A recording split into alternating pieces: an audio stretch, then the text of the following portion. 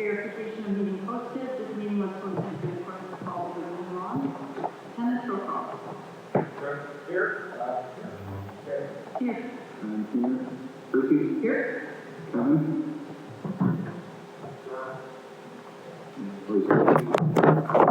Adams Smith. Just so you know. This is where we stand and say the allegiance.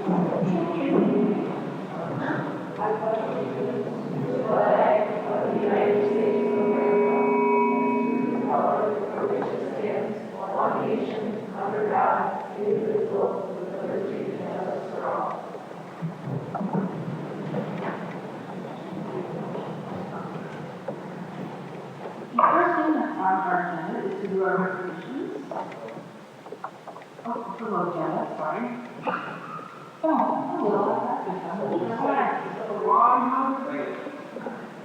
Motion to approve the agenda. Any discussion? All in favor, say aye. Aye. Opposed? Motion passes. Now, on to our resolution.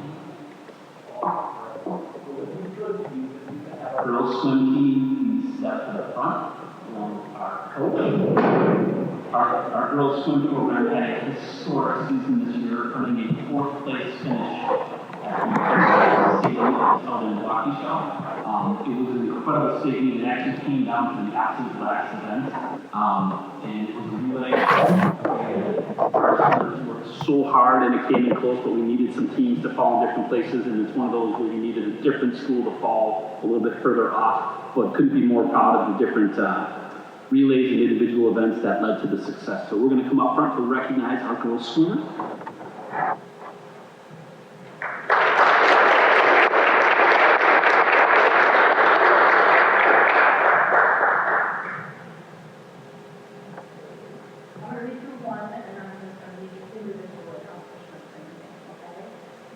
The Mosquito Valley School Board presents the certificate in grateful recognition of Lindsay Schlegel for her contribution to the Mosquito High School girls swim team at the 2025 WIAA Division I Girls State Swim Championship, achieving the exceptionally high honor of earning second place in the 400-yard freestyle, second place in the 200-yard freestyle, second place in the 50-yard freestyle. Congratulations.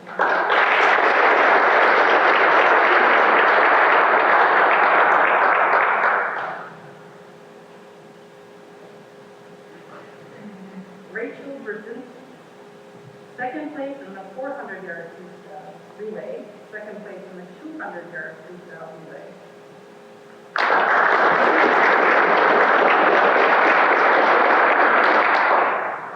Ava Jewell, second place in the 400-yard freestyle relay, second place in the 200-yard freestyle relay, and third place in the 200-yard freestyle.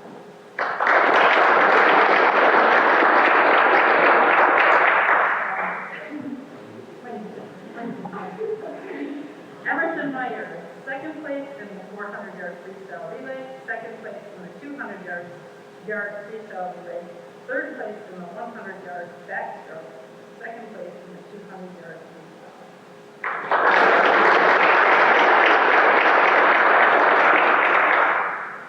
So again, so proud of the dedication and the hard work that has led to success. Please know that your actions and your dedication truly exemplify what it means to be a warrior and create our entire community. So thank you for your hard work. And Coach, do you have anything to say? I'm really proud of that. This was one of our best years in school district, so we're really happy.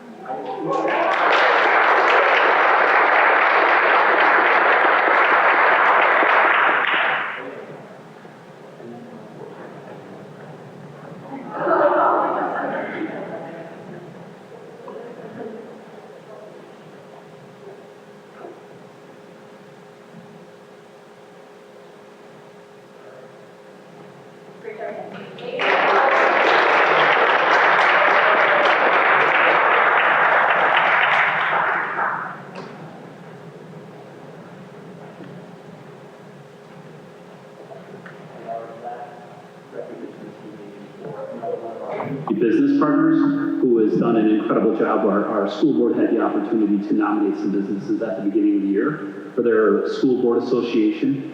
And again, I just continue to say we are so incredibly blessed in our community that we have so many people who go through our halls as students first, and then they graduate and they go off to do incredible things and they move back to our community. And as they become successful business people, they want to continue to give back to our schools and support our schools.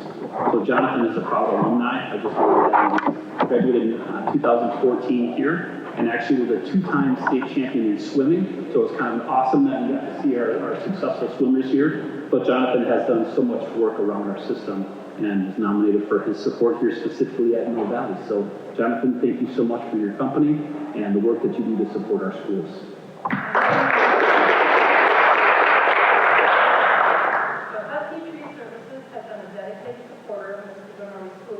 Providing essential resources to enhance student and staff environment. This past year, they efficiently managed storm damage, keeping playgrounds, paths, and entryways accessible, minimizing disruption. So more than a vendor, Hudson Tree Services is a true community partner committed to creating safe, welcoming spaces for learning. Their contributions reflect a deep investment in our school program.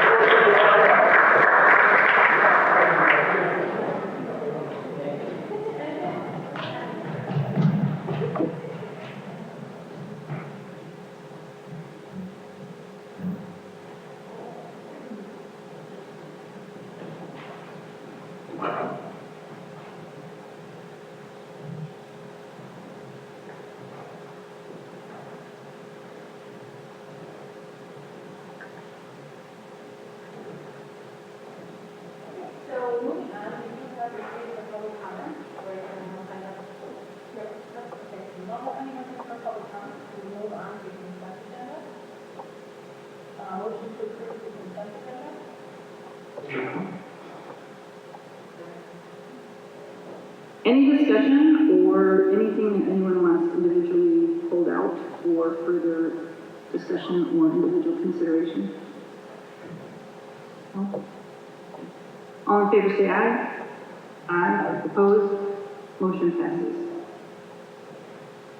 Okay, moving on to student representation, and Anita's going to be there. For Gianna, but so this is on her behalf. At the elementary level, Bay Lane had their first grade Golden Awards assembly, and students were also able to participate in Minute to Win It games. Before winter break, Lakeview had their winter holiday music concert, winter sing-along, fireside feast, and Golden Awards, and their fourth grade choir students went to the Norway Shores Apartments for holiday caroling, and the community really loved it. Now students are participating in a winter PBIS behavior reboot, engaging in optional learning during recess hours, and they continue to work hard to meet the 400,000 benchmark for their 1 minute goal. At the middle school level, Lake Dumoon shared that they're continuing to host open gyms for students on Saturday mornings, and this is a great opportunity for students to see their friends and get active. And at the high school, the freshman orientation for next year's 9th graders will be January 14th. They can take tours of the school and sign up for sports and clubs they might be interested in doing. In club activity before winter break, the student council had their Snowtacular event. It was very successful and a great time for the community. And in sports, all the winter sports are excited to participate in the Winterizer on the 30th. This will be a super fun event with games running from 5 to 10, bouncy houses, concessions, and rackets. And moving on to superintendent's report. Mill Valley staff for their presentation to the board.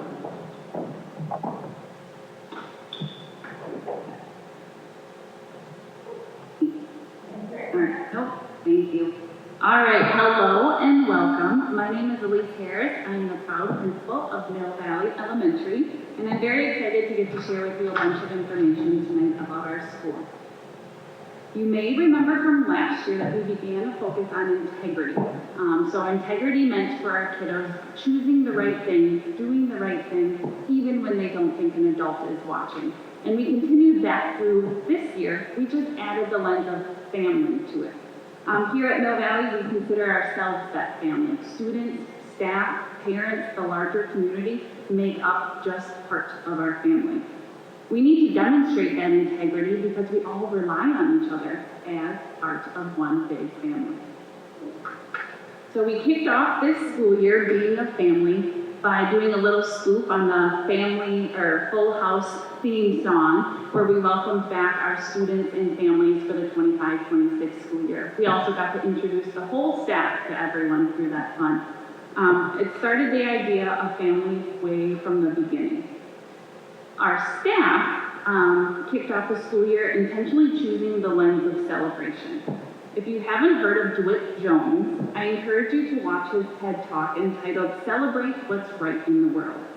Choosing the lens of celebration and reframing obstacles into opportunities are the themes that the staff at Mill Valley took from his work and have been driving our work so far this year. So from DeWitt Jones's work, Mill Valley committed to celebrating the small wins, uplifting each other, and reframing those obstacles into opportunities. So tonight I'll share with you information about Mill Valley from those lenses, highlighting the important aspect of being a family here. In November, we were able to share high-level data reported from the state to our families and community. Mill Valley continues to earn the 5 stars on the state report card, significantly exceeding expectations. In the lens of celebration, Mill Valley continues to achieve at high levels academically. According to that report card, our achievement scores are the same or higher than 98.2 other K-5 schools in the state of Wisconsin. The Wisconsin Forward exam is taken by 3rd and 4th graders, and we continue to perform high on that exam. However, we also acknowledge that the percentage of students who are proficient and advanced in that are not as high as in the years past.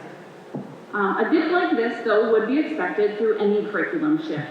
And we had 2 curriculum shifts to work through last year. The dip is likely because previously our amazing educators could proactively plan for lessons that were coming up that we knew were going to be troublesome for students. They could proactively put in scaffolds for students who knew what they knew was that they were going to struggle with because they knew that curriculum so well. They could make those predictions. So with the new curriculum, our amazing teachers are in that process right now of putting those things in place, which have previously made Mill Valley so successful in the past. So remember though, it's the staff that make the work happen, not necessarily the curriculum or the textbook in front of them. We still have those same amazing staff at Mill Valley, and they're just continuing now to put those scaffolds in place that we used to have with the previous curriculum. Even with that being said, additionally, we're extremely proud to say that we were ranked number 6 according to the U.S. News World Rankings out of 1,921 other schools in the state of Wisconsin. It was a huge celebration to be able to share with our community. So, there we go. So all of our students at Mill Valley have the ability to take those summative assessments that we just talked about on the last screen. But there also is so much more information that happens day to day in our classrooms. And our students are giving our teachers data every single day after that universal instruction. And then teachers take that day-to-day, unit by unit information, and they alter their universal instruction to either reteach something, transfer that skill to independence, or even provide additional extension opportunities. So that's happening in the moment, day by day. It doesn't wait for those yearly summative assessments like the Wisconsin Forward exam. However, a small population of our students do require additional support because there's a larger skill gap, and those students' needs can be met through targeted or intensive interventions. The cycle of the PLC that we talked about at the Committee of the Whole is really the work that happens. So teacher teams meet. That cycle is helping our continuous improvement to make adjustments and add and change things as we respond to student learning. This is what has made us successful in the past at Mill Valley, and this is what we eager to in the future also. An obstacle that we are turning into an opportunity is continuing to study student growth and support provided here at Mill Valley. Our continuous improvement at Mill Valley is growth. That is our focus this year. Our school goal is that Mill Valley will reduce the number of students who need those additional supports in addition to just universal instruction by 25% from last spring to this spring. So far this fall, there are 58 students who are requiring additional support through specially designed instruction or targeted and intensive intervention. So this goal is being achieved through that PLC cycle that I just talked about. Teachers are altering their instruction or they're getting support in targeted or intensive intervention. So we monitor those students in that intensive and targeted intervention, and our progress monitoring would say we are on track and those students are making growth within those programs. We're also mid-year, so we are taking our mid-cycle data for universal screening, and that data will show us for sure if we are on track to lowering that number of students who are requiring that additional support in intensive or targeted intervention. So next I want to share some information about Mill Valley through the lens of celebrating our school as a family. In addition to being a high-performing school, it's important that students have a sense of belonging. At Mill Valley, we strive to reinforce that we are family. We see family as a group of individuals who love, trust, and support one another. A family where individuals feel safe to be themselves and to uplift each other. Mrs. Awadala, our music teacher, is even putting together our concert for January 30th with a theme of We Are Family. So if you don't have anything going on January 30th, I encourage you to come see it. We strive to help students feel that sense of belonging and connectedness here at Mill Valley. So one way is by sending home those positive recognitions to highlight students through recess awards, paw print awards, postcards that are mailed home. Our staff help them to grow in areas also that they would be interested in. So for example, a highlight in the upper right-hand corner, our math headquarters is for all students at Mill Valley. All of our students are completing math missions with Agent Drobot here, our math coach. They're promoting a love of mathematics and promoting that mathematical thinking from even a young age. So now at your spot, you also have your math agent badge. So you have official entry into our math headquarters whenever you visit the school. Make sure to bring your pass though. Student council is another opportunity that our third graders who are interested in leadership are able to participate in. The leadership council is run by Mrs. Losey and Mrs. Ricard. There you go. In addition to being a part of the recycling program, their job this year they selected for themselves is to spread kindness. So you have an example of a compliment card at your space that would be an example of a handwritten compliment or spreading of kindness from an actual student council member here at Mill Valley. Just trying to brighten somebody's day. What a great leadership skill. And the next part is the paw print newspaper that you see in the middle. Any fourth grade student who is interested in informing the community, the greater community as a whole at Mill Valley, is led through the guidance of Mrs. Hessel to put together a paw print newspaper. They put together articles, they're the photographers, they're the editors, they're the ones putting together the fun activities on the back, such as jokes and connect the dots. But their December issue is also there for you, so in your free time, I encourage you to read a little bit about what those fourth graders have put together. So those are just a few ways of the ways that we're trying to help kids feel connected here at Mill Valley and grow in opportunities that they're interested in. The students at Mill Valley shows that this survey that they love school. The top 3 rated questions on the survey are listed here. And as a principal, it's exactly what you would want to see. You would want to see your students knowing that their teachers care about them. You would want students to know that they have lifelong friendships being built with their peers here at school. So through the lens, though, of continuous improvement, an obstacle from last year that we are looking into is an uptick in our behavior data in the area of minor disrespect in the classroom. So this could be a student not following adult directions. This could be them causing a distraction from the learning in the classroom, just as an example. So in order to address this area of growth, Mill Valley went back to the basics, implementing school-wide behavior steps to ensure a consistent response plan. This allows predictability to both the staff and the students here at school. In addition, when a minor disruption occurs, the student and the staff member take time to process that incident using a student think sheet. It gives them time to process what happened, how that behavior affected others, what they can do next time instead, and as well as making it right with the others that were involved in the incident. Another way Mill Valley is addressing the area of our behavior goal is through golden awards, but a little twist with a minute to win it game. It's been a long-standing tradition that we celebrate golden awards, celebrating those other areas of our school. But new this year, all classrooms review their grade level data in their classroom where their family is with their classroom teacher. They reflect on that data and then they set a specific goal for just their classroom. What do they need to work on? As a class, they set that goal and they work on it all month long. Then at the end of the month, the classrooms who would meet that goal celebrate with a minute to win it challenge during those golden awards. So far we played some games of keepy uppy with balloons, and we turned our teachers into mummies for a couple of the months. We believe that this personalized classroom goals are helping students to see their positive choices, making a direct impact every single day. So our goal for our staff is to be able to focus on the learning. So that goes why our focus is on that behavior piece. You can see that this year we've experienced a significant decline in the number of behaviors experienced in September through December compared to last year. Additionally, I'll highlight that so far this year, 89% of our students have had 0 incidences. Absolutely none. A small percentage of our population has had 1 incident occur, and an even smaller amount of our population has had 2 or more incidents. We believe that those classroom behavior goals are motivating students to make those positive choices daily.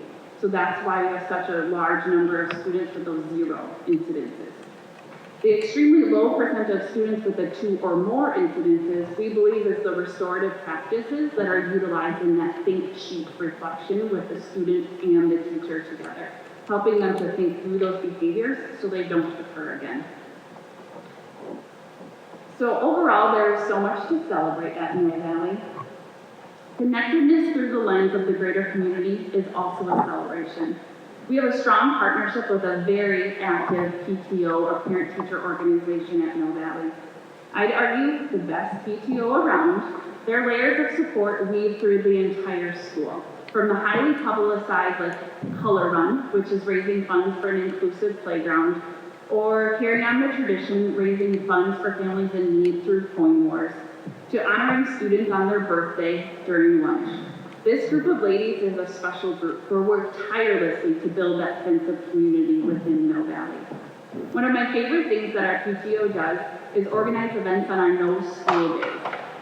These opportunities allow students and their families to come together. Families get to connect, get to know the other parents, and our kids get to continue their growing of their relationships also. So over winter break, they organized a low-cost option with Alpine Lanes, and families got to meet there over winter break. They've also done the same thing for skating, they've done tubing, but what a great way for families to connect even outside of school. But those are all opportunities that our PTO provide for our families. So through the lens of celebration, that lens for Mill Valley is super wide. Look at all those happy kiddos who love coming to school each and every day. Mill Valley is simply the best and has so much to celebrate while continuing to turn obstacles into opportunities. So thank you for being a part of our Mill Valley family too. Thank you for your support in making all of this possible. Do you have any questions for Mill Valley?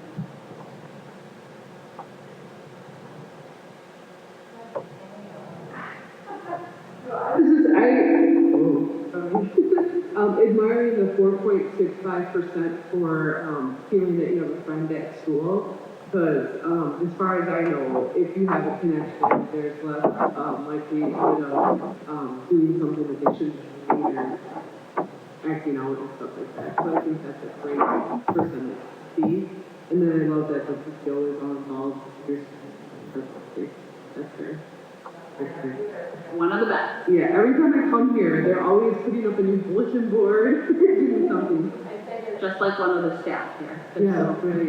And I did enjoy when I did come during that day of Christmas break, the first graders, I'm pretty sure, we're going in a circle to learn about the different holidays of Kwanzaa, New Year's, Christmas, and Hanukkah. And I thought it was so cool that the kids got to see the other teachers and how they teach and stuff like that. So that was cool to see. Yeah.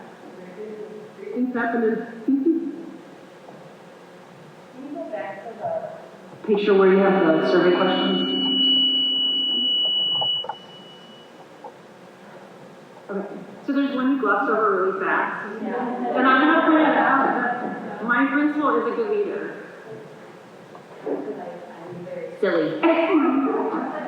You do a fantastic job here. And I know you guys were challenged with a lot of changes in curriculum. I'm sure that dip, where you were always sitting, was hard to take. But I have confidence that in the next years you'll find right back up there because your staff will work hard. Yeah, they're very hard work. They put in the time, they put in the effort, they have the heart, so there's no doubt. But thank you.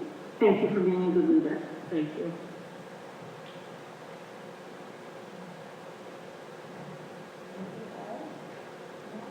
Thank you.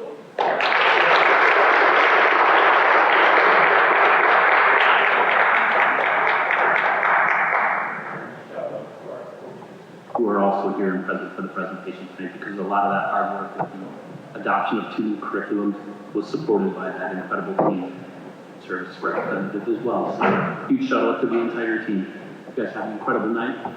Our second item in our superintendent's report is our E4E update. I believe Mr. Micklin will get us started here with support from our other incredible student service staff members from across the district. I apologize, Todd, I forgot the arrow. You told me to use it, but I left it at home. Tonight we're talking about education for employment and PI 26 compliance and what we're doing and how we're empowering our students through career readiness. We're going to walk through what's happening from elementary all the way through high school and our next steps. First up on the docket is Bailey.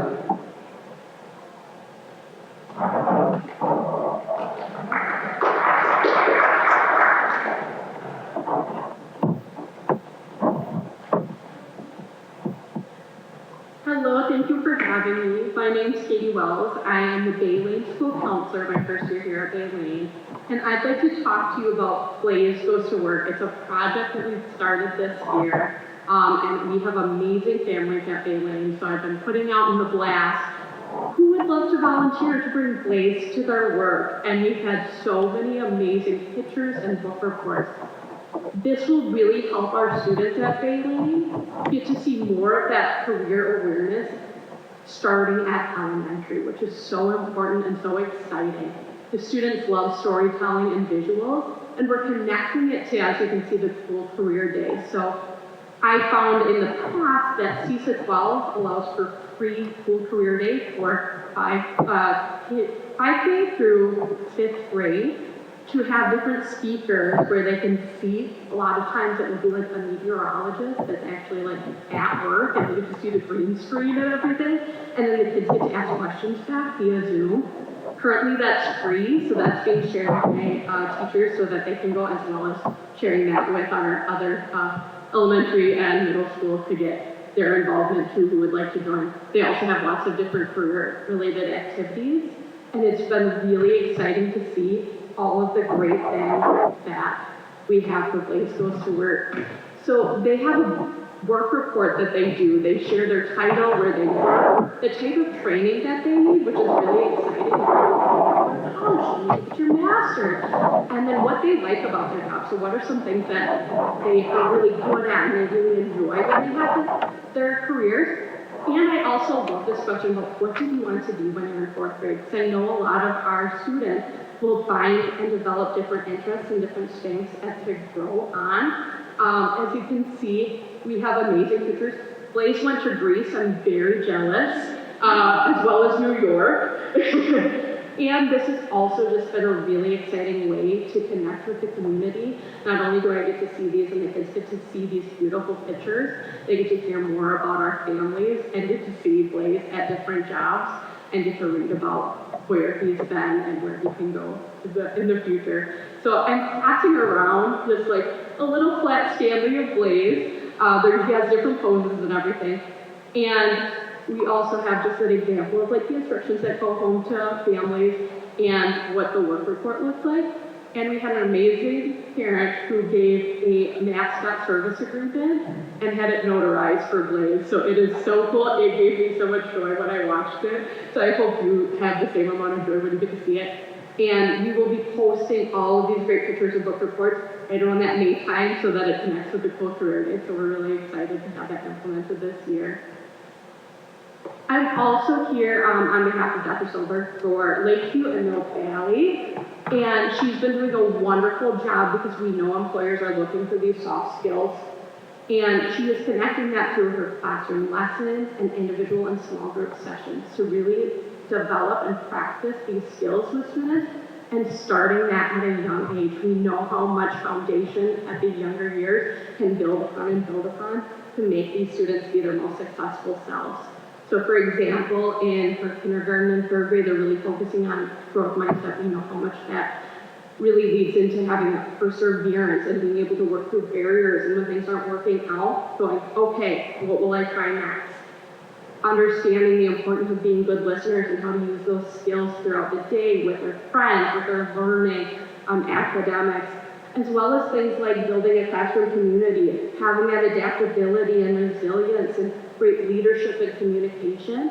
She's doing some great things too with automatic negative thoughts to help students be able to understand their thinking and being able to have that awareness and notice those thoughts and then decide what to do with those thoughts to make those great decisions as well. Even those great things like problem solving and conflict resolution with the 2nd step, as well as her group programs as well, and executive functioning, so those things like planning and organization that our students need to be their most successful self, and laying that foundation already in kindergarten through 4th grade, really leading to that self-regulation and management, and having also that awareness of how their actions reflect themselves and reflect those around them, and the coping skills so that they're able to do the best for themselves, getting through tough times so that they can get back on track. Do you have any questions about the elementary level? Thank you so much for your time. I appreciate it. I'm going to say this probably 3 more times tonight. We truly are blessed. How we pulled the team together a couple of times throughout the school year. And as we bring back the reports from the job market and the soft skills are lacking, there's areas of growth, career awareness. I don't always know what that looks like for a 3rd grader, and Katie and the elementary teams really put some amazing things together to start growing those skills earlier. So now we're going to continue on with Muskego Lakes.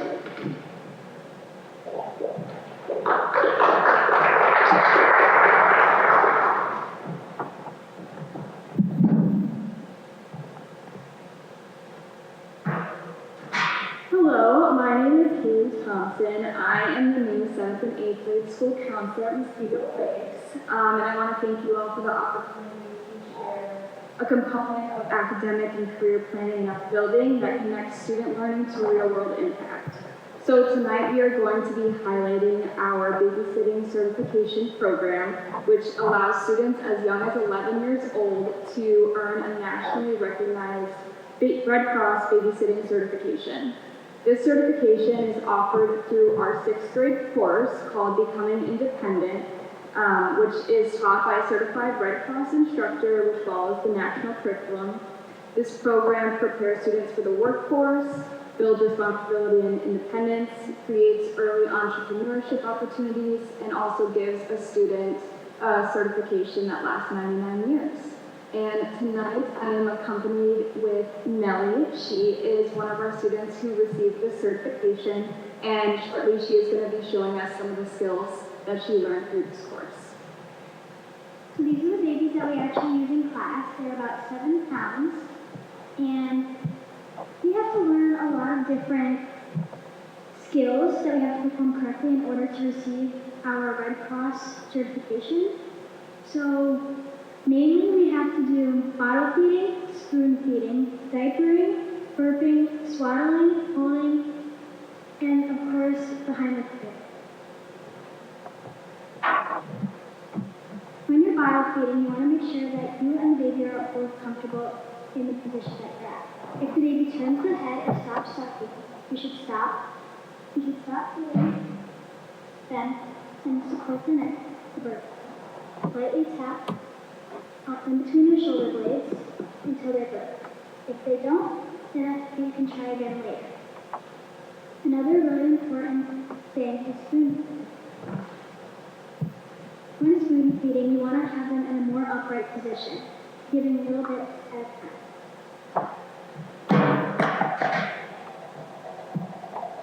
You're also required to know how to feed on a when you perform, you want to make sure that the neck is supported. And put the more up your foot on the downward position. Going with the back roll, you will feel your hand 5 times in between your shoulders. Looking back over carefully, and you can session 5 times. If after 1 finger is not the airways are free, you can stop. If not, keep going. If the baby is unconscious, then you should call 911. Perfect. Thank you, Nellie. Like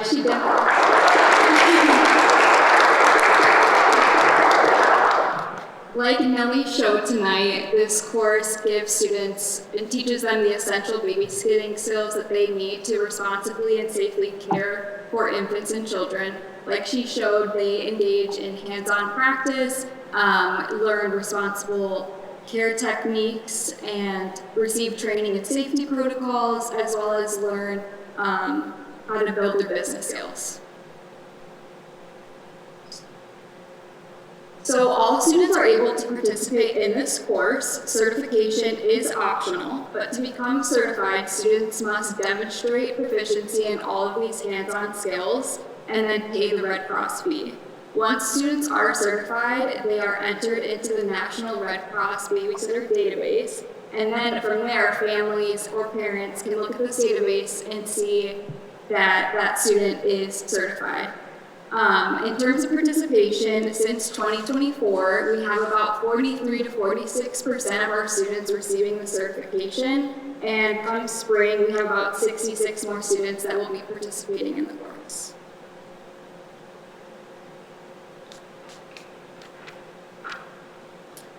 So this course has a real big impact, not only in our school walls, but it connects to and supports our vision of a graduate by developing students, career-ready students.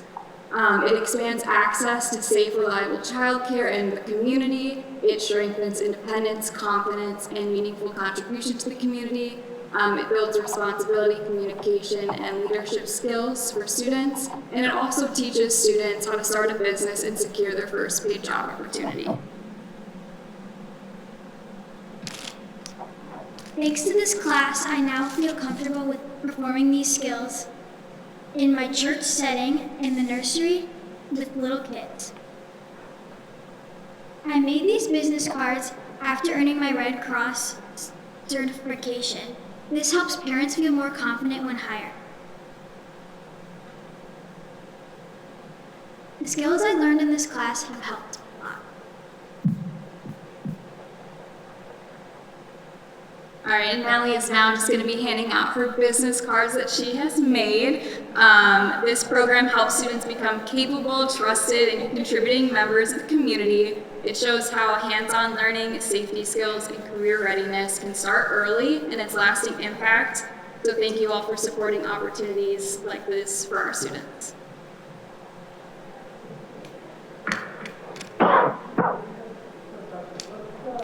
rationale of why they don't get certified? Is it because they don't want to take a test, or is, like, what's, Most students don't want to pay the fee. oh, it's, Any other questions?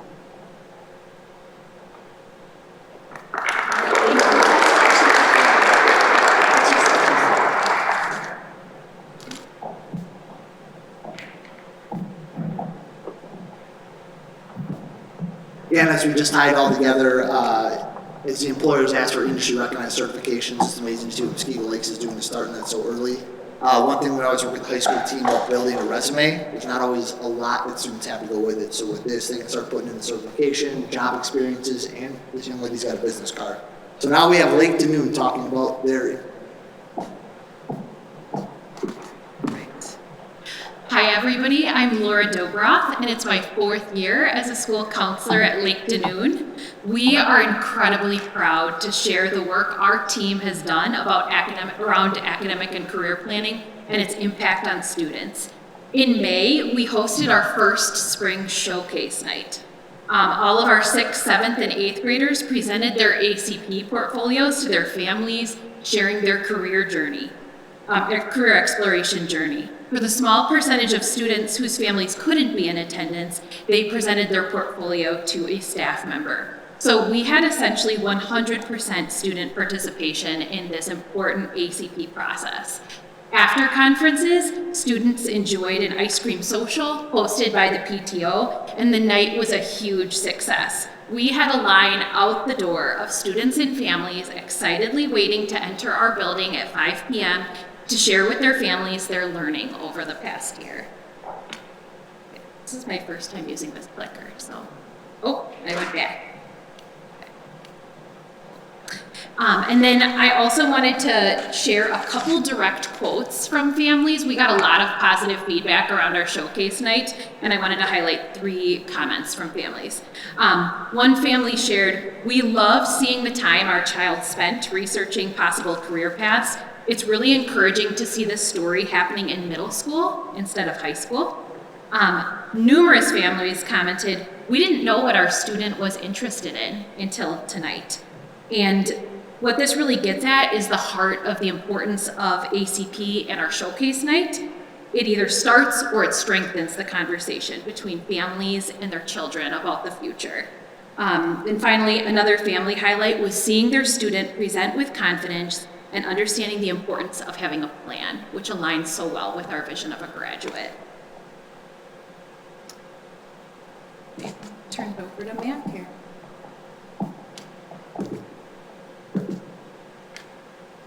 All right, good evening, everyone. My name is Matthew Gust.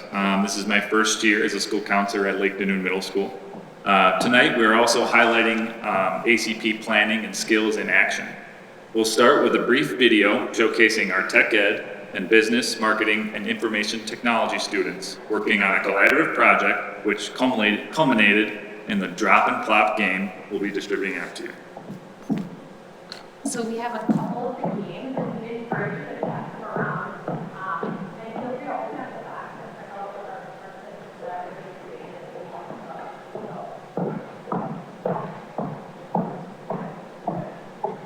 Okay, and how do I make a video play with the clicker? The bottom one. Oh, there's bottom.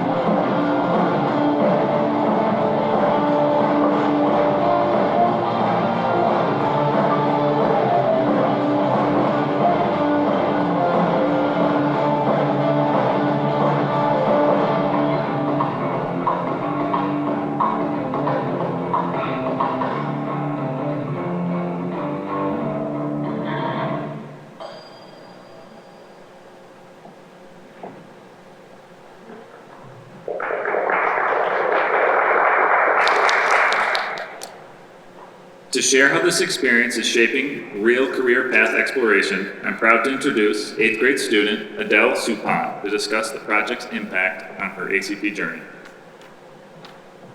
Hi, I'm Adele. First of all, hi, good evening. I'm Adele. When I was in 5th grade, I got a tip from an 8th grader to sign up for every sob check class I could take. I am glad I took that advice. In the class of mass manufacturing itself, however, I did many things to make a product for senior citizens called dropping cloth. My jobs were as such: sawing the tops and bottoms to the proper cut of wood we needed, laser cutting all the logos onto the box, and being a manager. Each task has its own set of what you have to do, how to do it, and how basically not to chop your finger off. Basically, however, when people needed help, we had a system to help fix that. We would do a management lesson, and then the very next day we would put on a yellow apron, and 1 to 3 people would just go around helping people out, moving people accordingly, and just being what a manager would be in a day-to-day job. This course, but however, the production, it just went really smoothly. Our scrap box, like 1 to 2 parts, if I'm being completely honest, throughout both classes. Not one, both. And we sold out. No more left, besides the ones you have. This course also connects to our newer system of ACP implemented at my school, which is a course designed to help students grow their futures and know a plan before they graduate. With this course, it's literally called mass manufacturing, which is a real job that people do on a day-to-day basis. I know this because A, I took the class, and B, we went on a field trip that explained it very well. First, we took a coach bus to New Berlin Plastics, where they gave us a presentation on the facility, and they also gave us a tour. Then we went to Waukesha County Technical College, and we got split up into groups and went on a tour of 4 different courses. Automation, automotives, welding, and die casting. Each showed us what the classes were like, how they would happen, and how they would be applied to day-to-day jobs locally and in other states. As you can see, this class has made a very big impact on me, my class, and the community. Because we donated around $500 to Muskego's taxi program in Muskego. This is a service that goes around to the elderly, disabled, all that jazz, to transport them from their house to do all the things that they want to do, like shopping, or you get the gist. This class helped me ensure my skills, team building, and future jobs and careers. Thank you all for your time. Good night.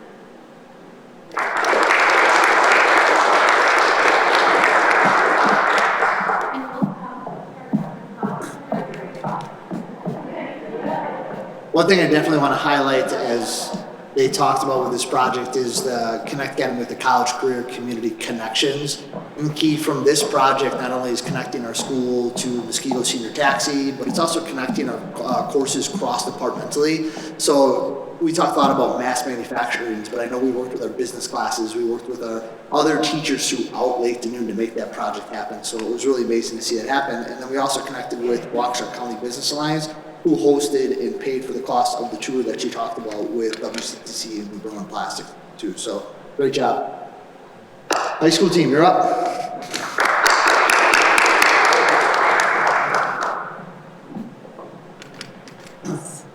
Hi, good evening, everyone. My name is Savannah Emmy, and I'm one of the counselors at the high school. Today, I'm going to talk to you about the individual meetings that all the counselors have with each of the students that we have at the high school. There are a lot of really great things ACP-wise going on, besides our monthly lessons, that's happening in the classroom, outside of the classroom. But these individualized meetings really give us an opportunity to get to know our students, have them to get to know us, and then learn about what each of their individual plans are looking like. So we start meeting with them in 9th grade, and I just have to, I know I did this last year, but I really have to give a shout out to the middle school, because when these kids are coming to us, they know the career clusters, we have really meaningful conversations, and as our ACP program is expanding throughout our district, I only see that growing. So it's really exciting to have those conversations with our students.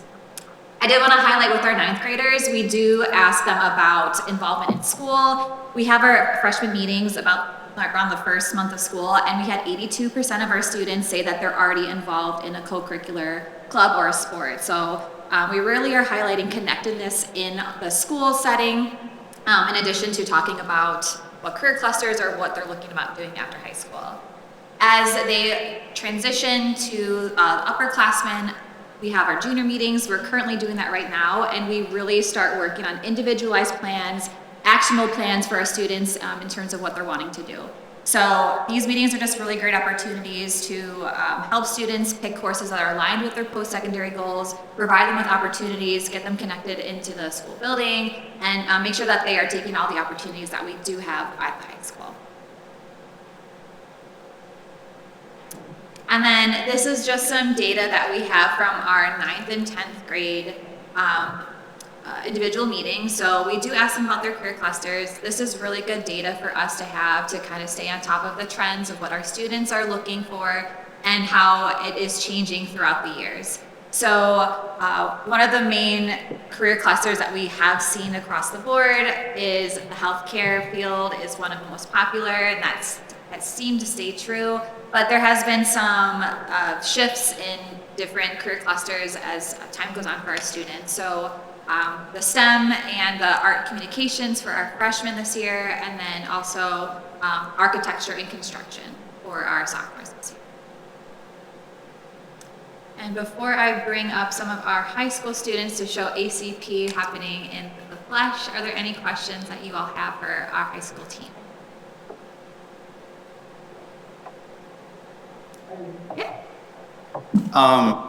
What does the future look like for your curriculum involving STEM and arts and communications? Certain things that you guys teaching there that could potentially change in the next 5 years, and I know I'm putting you guys on the spot working in higher education. I see a pattern on my sense too, in relation to that. Feel that? I got you, Chris. So as you talk about STEAM, one of the big things coming around is AI and technology and embedded STEAM with our engineers and stuff like that. We continue to research and stay on top of what those are. And I know some people question what AI is and what it cannot do, but as we start looking at the autonomous vehicles, we look at, last year we did some work with our middle schools in bringing in some new of the Bex robotics equipment that had that autonomous robots in there that uses that AI technology to start to teach students the base level of what that is and what that looks like in the STEAM field. And then Mr. DeGlopper is continuing to expand his pathway and go to training within PLTW in those areas as well. You talked about the arts AV and the digital communication areas as well. We are currently under a curriculum review with arts, and one of the areas that we're looking at is the Adobe software and Canva and stuff that's using those tools to expand upon our students' personal skills, but then how can they leverage those? So there's a lot of work going on, and I do feel we are very fortunate when we did do a referendum. One of the biggest things we wanted to circle around was trying to make sure we built agile spaces for changes like this that are coming. So we got a lot of work in the works, and so hopefully in a year from now, we'll be telling you specifics about what we're doing, but that's where our current plans, where we're at. Thank you. And I do want to highlight to Chris's amazing question that put Savannah on the spot, and me, is their meetings are helping guide these conversations to make sure that we are in the forefront with our students. So we're using the students' meetings, but then also the Zello information to make sure that the courses that we're offering in those elective areas and the research we're doing continues to better prepare our students for the futures that they're asking for. So you got the golden answer. Call me. We can talk more. Well, we'll talk. Okay. Good to put out there, and I see the strong thing with health science. is there will be jobs available once they complete their education, so not picking a job where there's earners time. Yeah. Okay, no more questions right now for Savannah. We can move into our students. So we're gonna start off with Dylan and Mason right now. Okay. Hi guys, my name is Mason. I'm working on this construction building and I'm a senior in high school. Right now I work at Lee Mechanical, which is a sort of all-inclusive mechanical job work site. We do work on brand new construction currently, and I am in a shop doing prefab, so we build new construction and we put it together at the shop, ship it over to new construction. One of the most important buildings that we're working on is the Milwaukee Museum, which is really important because we are, it's a big project, which is really cool to work on as a senior in high school. With this construction building, we have worked over since the beginning of the school year to build this with Mr. Anderson here as well. He has been our guidance person. It's been really cool to work on this, and we're just finishing up, getting ready for February. And just to clarify, Mason, this is for the NARI Foundation is having a competition for K-12 or high schools across the area at the home show coming up in March, I think it is. And so it's the NARI Big Backyard. So each school has a portion that they're building to bring into a big backyard area. And there's 3 divisions, I think. There's the large division, the second large division, I think is what they called it, and then there's a small division. We're in the second largest division, and what are you guys hanging out in here? What is that structure? You just keep saying structure. It's supposed to be an inspired man cave. It's an outdoor shed. Yeah, inspired man cave, outdoor shed. You kind of themed it around what? Dylan? I don't know. It's a man cave, I guess. It's got dartboards, it's got a root beer keg, got a TV, it's got speakers, coming very soon, and marble countertop going right over the top. Yeah, see, and the lights, it's plugged in, all electrical works in there. He's selling himself short. They had stools donated from Bass Bay before the unfortunate incident there, and they hooked up with a local vendor and they powder coated the stools for him, red and black metallic, and then they cut the stool tops out and laser engraved One Warrior on the top. Yeah, so there's a lot to this project that they're doing that they're selling short here. Just to let everyone know, we talked to the NARI Foundation and they have about 100 tickets coming our way, and there's 2 championships that we can win. We're gonna win the overall championship, I got faith. But secondly, there is the choice award of the people that come to the show. So we have free tickets for anybody that wants to come, and make sure they vote for the One Warrior Man Cave here that these guys built. Just email me, and once I come in, I'll get them to you. Bill, what? You know what, Chris, let's win, do what we gotta do, stuff the box. So Dylan, tell us a little bit about your experience. I'm Dylan, I work for M3 Construction.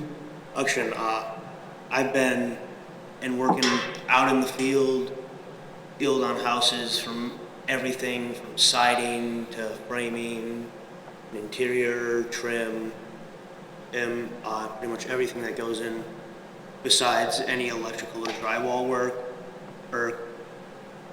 I do all that. One thing to highlight, again, true Warrior fashion, they complimented Mr. Anderson. So Mr. Anderson is our head custodian over at Muskego Lakes. He is former carpenter by trade, so he has a lot of background and experience that was able to elevate the game. These 2 young men are in a youth apprenticeship with their job site, so not only are they learning from Mr. Anderson, but they become role models for the other students in the class that are building this project. So we really are bringing it together with then Mr. McCormick and Mr. Britt as well. So thank you, gentlemen.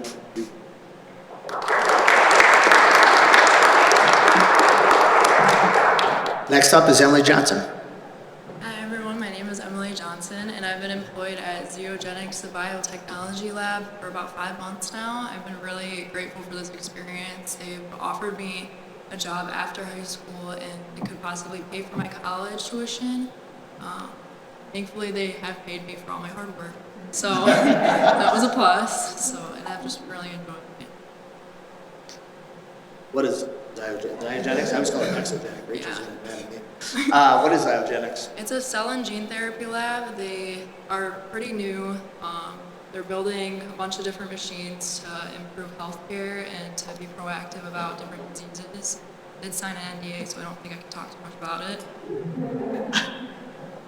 It is some stuff you just wouldn't even think about. It's one of those business partners in our backyard that we talk about how do kids prepare for opportunities that they don't know about. And luckily, Emily was willing, like, we had this opportunity, the vice president reached out to us and said, I think I have a kid for you. And she's delving deep, and she talked a little bit about staying on full time, but also there's conversations about maybe paying for school or degree if you want as well.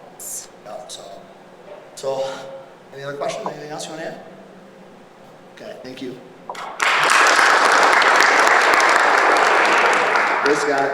Hi everyone, my name is Grace Gibbler. So I've been employed by Forest Green Realty for almost a year now. I was pretty interested in real estate, so I just came to Mr. Mitchell at Connect Academy, and it was super easy. Just shot an email to my boss Alicia, and here I am exactly a year later. So what I do there is I'm like an assistant to pretty much every single person in that building. And I'm really grateful because I really get to see all aspects of real estate, commercial, residential, and everything that goes on behind the scenes that like a lot of people don't see, and it's really eye-opening.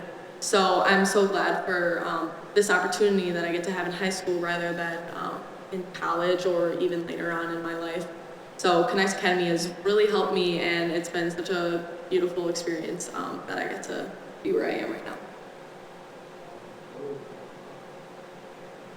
Oh, yes. Came to my office wanting realty, but now where are we at? So, as I've explored more, I don't know if I want to exactly pursue a career in real estate management, and nothing bad happened. I'm just really grateful that I got to see exactly what happened behind the scenes, and I definitely want to pursue a career in business, and I just don't know if that's an aspect that I want to be in. And yeah, just all grateful things that I'm just able to experience this young in my life and just to push me forward in my career.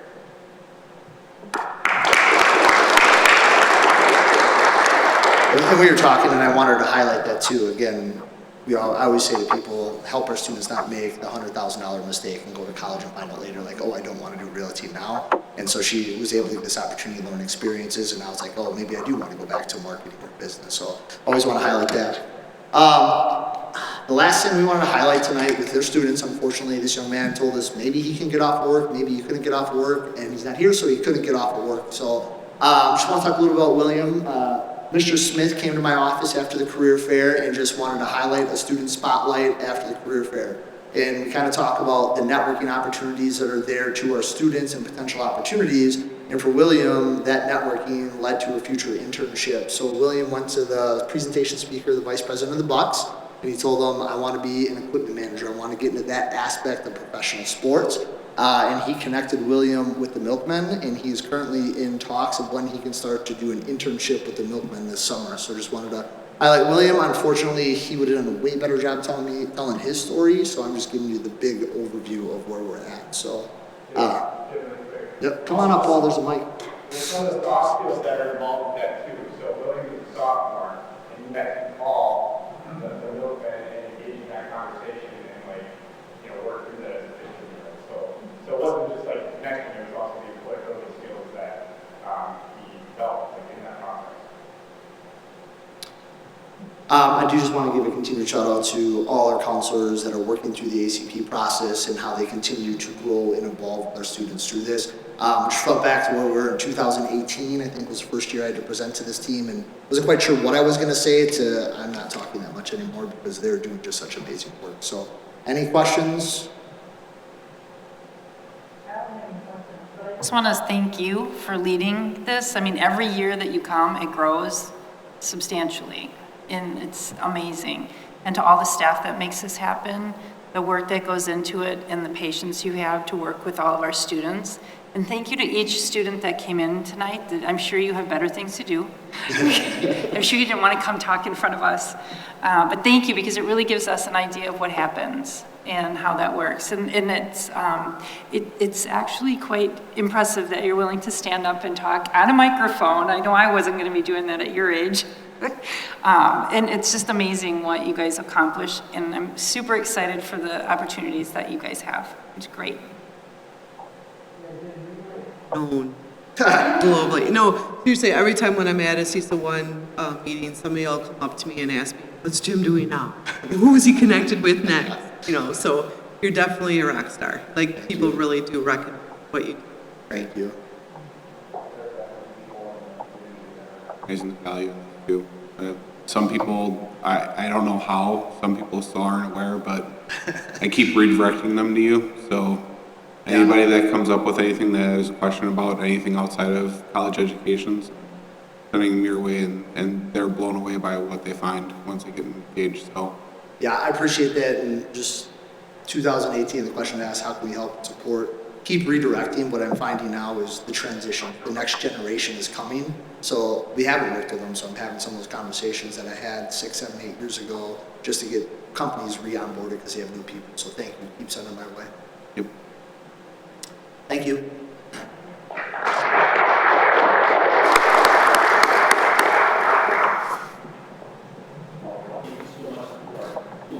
And our students and Mr. Mickelig for your work on that. And again, just piggybacking off of Chris's question, one of the things that is outstanding about our Connect Academy, the question you asked specifically, Chris, as the world around us changes, sometimes it happens at a rate quicker than what curriculum can keep up with. But what we are so fortunate to have is a community who believes in our schools. So this last career fair was a prime example where we had well over 100 different companies and professionals represented, and keeping those folks who are on the cutting edge of technology, getting them in front of our students so we can start planting those seeds of here's the next wave of how technology is changing the world of work, because it's going to happen rapidly, especially with AI. So thank you for that question and for the work on that, guys. The final portion of the superintendent's report is just a reminder to our wonderful school board. Coming up on June 14th, which I know seems like a long ways away, but just that if you have that on your calendar, that is the date of our graduation, and if you will be able to attend to help pass out diplomas, if you could please let Lori know. So thank you for those who are able to attend on that. And that concludes our superintendent's report. All right, moving on to other reports. President's report, just a thank you, shout out, thank you for hosting us tonight. It was wonderful. It was nice to learn and about all of this stuff, including your school and all the things you're doing here. I don't have anything else. So, on to clerk's report. School board seats are on the ballot in the spring 2026 election. 3 candidates have declared their candidacy before 5 p.m. deadline on January 6, 2026. Candidates in ballot order are Patty Morales, Jason Zaborski, and Robert Bowman. A February primary election will not be necessary. Board member reports. Chris? Giving a lot of different reports the last pretty much 2 weeks about multiple different things, trying to catch up on that. And WASB has their annual convention coming up in a couple weeks, and I'll be attending it on Wednesday for sure. Delegate will be voting on something we talked about already. I'm excited to learn more about what their vendors are, so I can bring it back to them. Excellent, thank you. Bob? Jason? Tracy? Updates from CISA and and I forwarded you the slideshow from the convention. Okay. Kevin, do you have anything? All right. All right, thank you, everybody. Committee reports, it looks like there are no reports for any committees because we meet next week, I think, right? Or the week after? Okay, moving on to resolution action items. Superintendent goals. To approve the 2025-26 superintendent goals as presented. Any discussion? Hearing none, all in favor say aye. Aye. Opposed? Motion passes. Board goals. Motion to approve the 2025-26 school board goals as presented. Any discussion? Hearing none, all in favor say aye. Aye. Opposed? Motion carries. Open enrollment seats for 2026-27.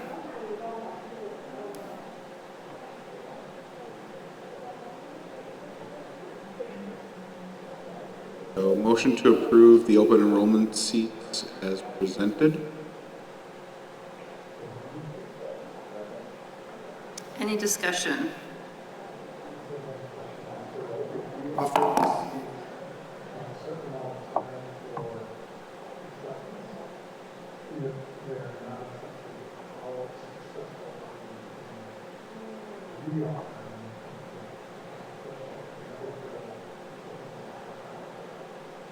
Yes. So sometimes in certain grades, we end up having a wait list, so it really does depend. Last year, I would say probably close to half of our grades had a wait list. We'd have some grades that we had, say, X number, 14 seats, and had 11 applicants. So it's not a guarantee. I think we're typically around 60% fill rate historically.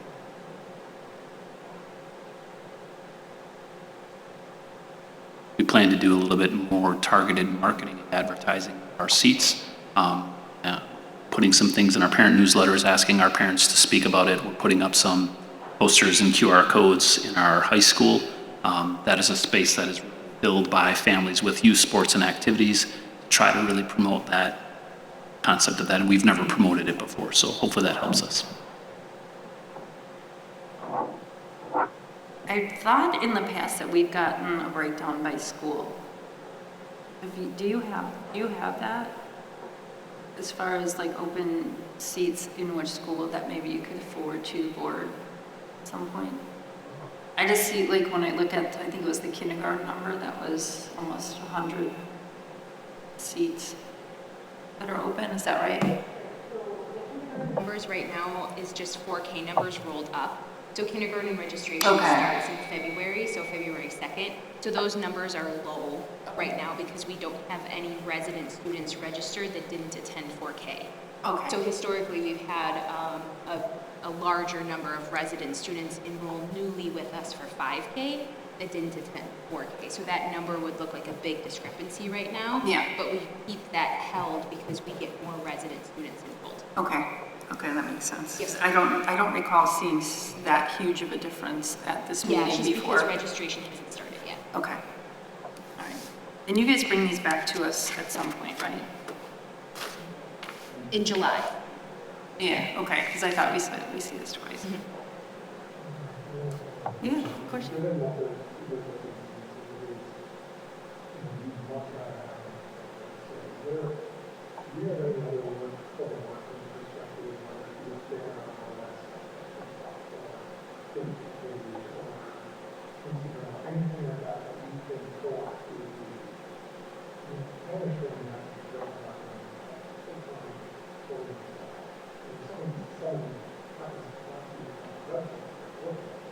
Great. This is.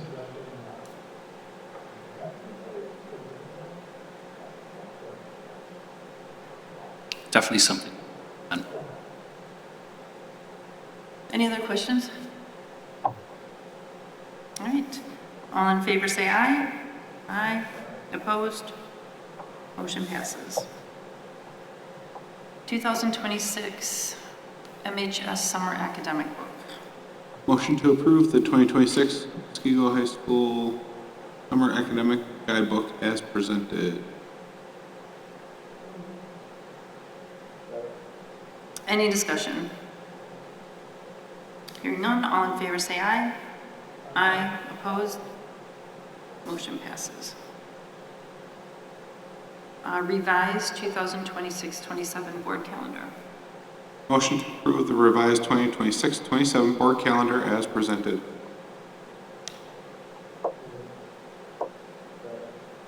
Any discussion? And it looks like it was just that one board meeting that was moved that we already had talked about. Any other discussion, questions? All in favor say aye. Aye. Opposed? Motion passes. 26-27 budget calendar. Motion to approve the 2026-27 budget calendar as presented. Any discussion? All in favor say aye. Aye. Aye. Opposed? Motion passes.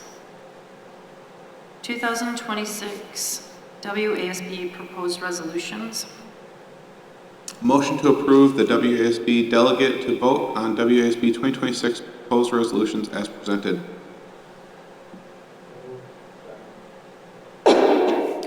Discussion. Yep, this is the list that we talked about at the the work session. You'll see the way that we recorded how we were going to vote.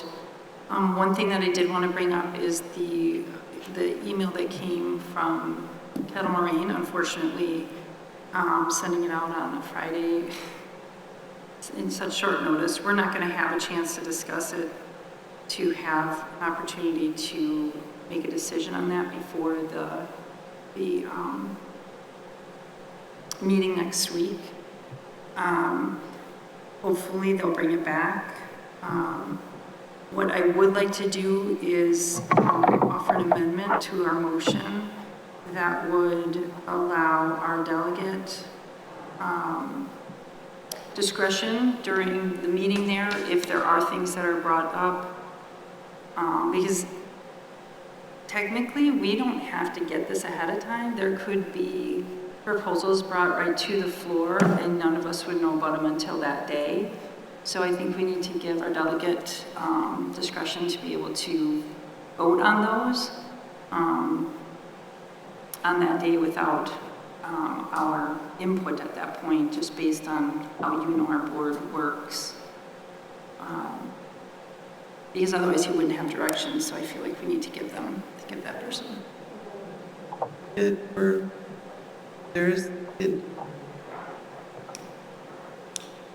You're just,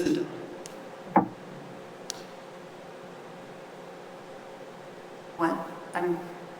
like, there was no amendment, just. But people can make amendments and they can bring resolutions to the floor to be voted on, to be brought forward that day. Well, yeah, no, there's discussion.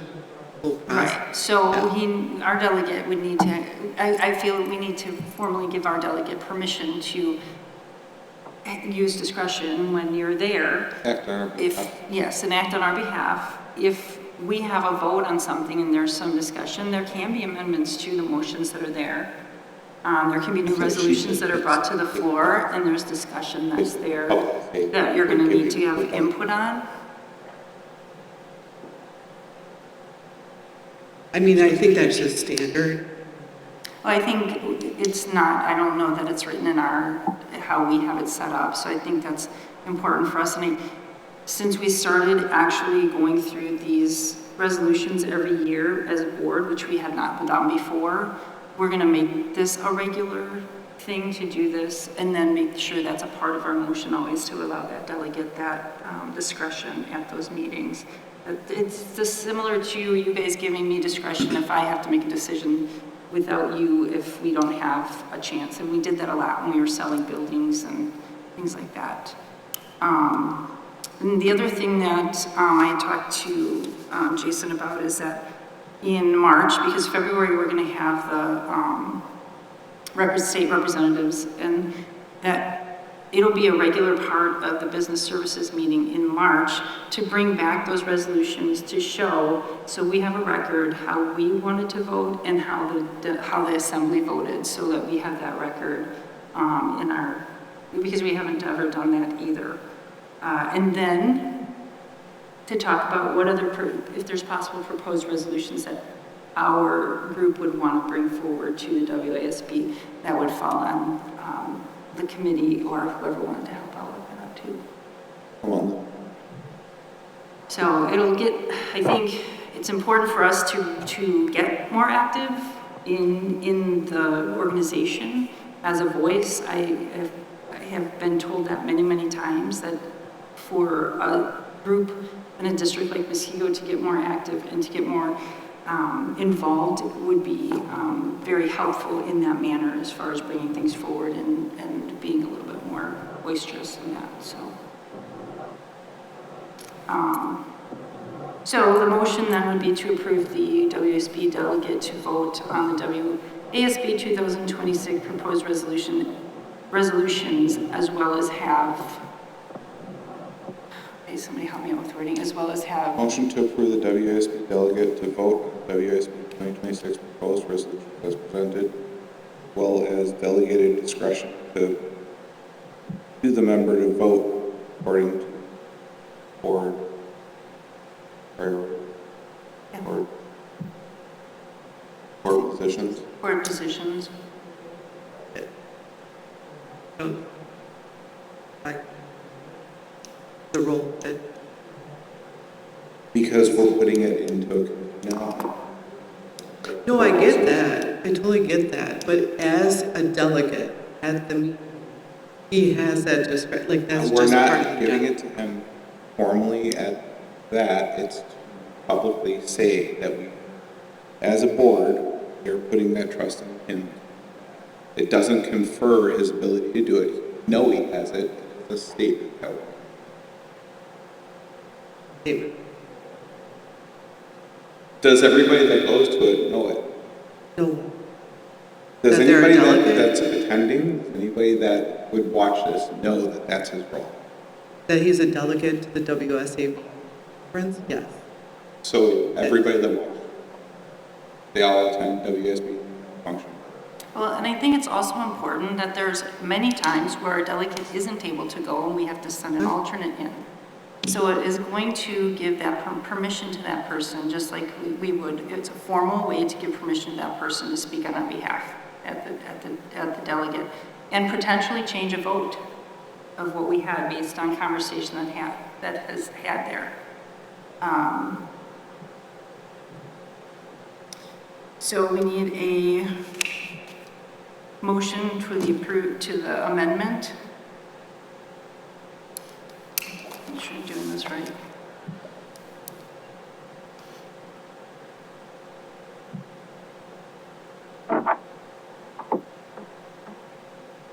Do you want to reread it? Their amendment?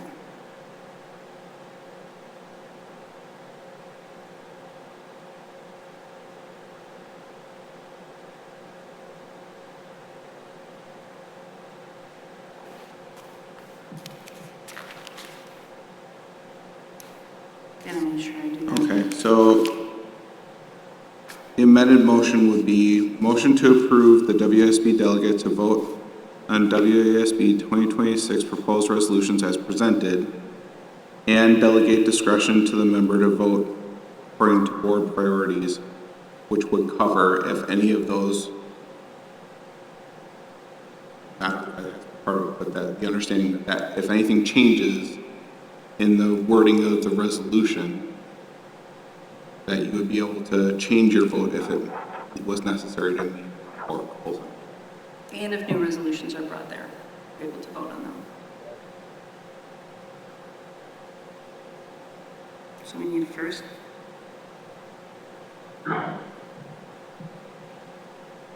We need to move the amendment. We need to approve the amendment. Approved. And a second. Is there any further discussion on that? So then I think we have to prove and somebody help me out on this, if we do, we haven't done an amendment for a while. The whole thing. We voted to add the amendment, now we have to go back and vote on the whole thing. Yes. Yes. Okay, so now we vote on the entire motion. That is already on the table, and we have already discussed it. So all in favor say aye. I'm going to abstain. I don't understand. 'Cause I'm just going to abstain. Opposed? Okay, motion passes.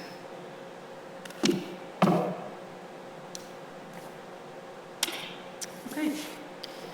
So moving on to, Chris, if you need a copy of that, or if you want to print it off there, though. I got it. Thank you. Right. You'll find discussion items, we have none, information follow-up, your financial reporting, and your other support, staff, co-curriculars, hires, resignations, and retirements.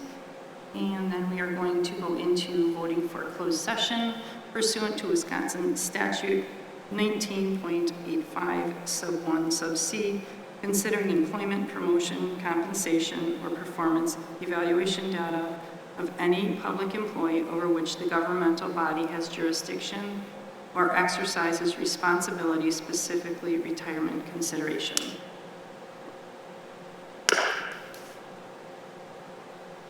Need a first? Second. Any discussion? We will be returning to vote on the, after we discuss this, we will be returning to open session to vote on the resolution. Are we gonna come back in here? Or where will we be?